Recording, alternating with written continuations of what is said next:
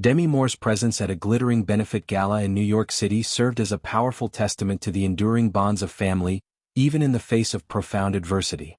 The event, dedicated to raising funds and awareness for frontotemporal dementia, the neurological condition afflicting her ex-husband Bruce Willis, drew a constellation of Hollywood luminaries, all united in their admiration for the action star whose career once defined an era of blockbuster heroism. Moore, ever the poised icon, arrived in a sleek all-black ensemble that exuded quiet strength, a tailored pea coat draped over a leather turtleneck, paired with slim trousers that accentuated her timeless elegance. Her attendance wasn't merely symbolic, it was a deliberate act of solidarity, underscoring the blended family's commitment to navigating Willis's illness with grace and collective resolve. Willis's diagnosis has been a gradual unfolding of heartbreak for those who love him. Initially revealed as aphasia in 2022, a disorder impairing language and communication, the revelation evolved into a confirmation of frontotemporal dementia, FTD, the following year. This form of the disease strikes at the brain's frontal and temporal lobes, eroding not memory in the traditional sense but the very essence of personality, behavior, and impulse control. Unlike Alzheimer's, where recollection often fades first, FTD preserves early memories while dismantling judgment and social filters, leaving individuals vulnerable to exploitation and disorientation. For Willis, 70, whose roguish charm powered franchises like Die Hard and The Fifth Element, the progression has meant stepping away from the spotlight he once commanded, entrusting his care to a devoted circle that includes his current wife, Emma Hemming Willis, and their 2 young daughters. Hemming Willis, 46, has emerged as a fierce advocate in this saga, her own attire at the benefit, a chic black dress complemented by crutches due to a recent injury, mirroring Moore's in its understated power. The 2 women, once separated by the tabloid frenzy of Willis's romantic transitions, now stand as allies in a shared mission. Their daughters, Rumor, Scout, and Tallulah from Moore and Willis's 1987 to 2000 marriage, and Mabel and Evelyn from Hemming Willis's union with him since 2009, form a tight-knit sisterhood, often sharing glimpses of their blended dynamic on social media.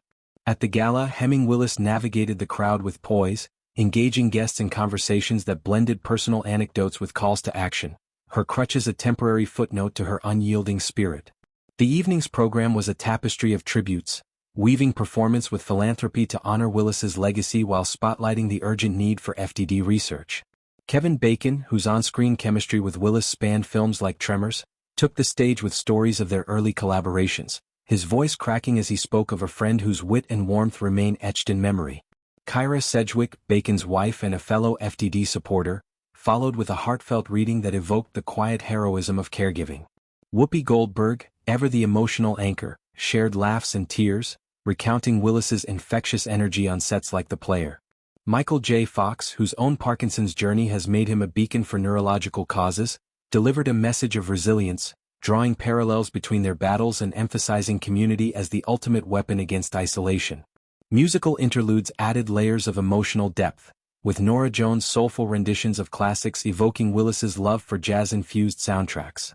Even members of the Rolling Stones made a surprise appearance, their impromptu set a nod to Willis's rock and roll affinities, transforming the venue into a living homage. Throughout, photographs and video clips played on screens, snippets from Pulp Fiction, clips of Willis's moonlighting days, reminding attendees of the man whose smirk could disarm villains and audiences alike. Yet the subtext was clear.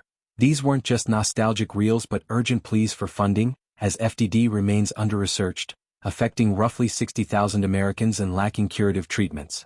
For Hemming Willis, the benefit was more than an event. It was a platform to unpack the multifaceted grief of her family's reality. In recent interviews, she has articulated the ambiguous loss of watching Willis slip away while still physically present. The milestones missed, the conversations truncated, the fatherly presence dimmed for their girls. "We're grieving someone who's still here," she has said, capturing the paradox that defines FTD. To cope, the family made the difficult choice to relocate Willis to a specialized residence equipped with round-the-clock care, a move Hemming Willis described as liberating. It allows her to step back into the role of wife, fostering moments of reconnection amid the fog of his condition, and grants him a semblance of independence to engage with visitors on his terms. This logistical shift hasn't been without its shadows, particularly concerning Willis's vast $250 million fortune amassed from decades of high-octane roles. Sources intimate with the family have revealed the complexities of estate management when dementia clouds decision-making.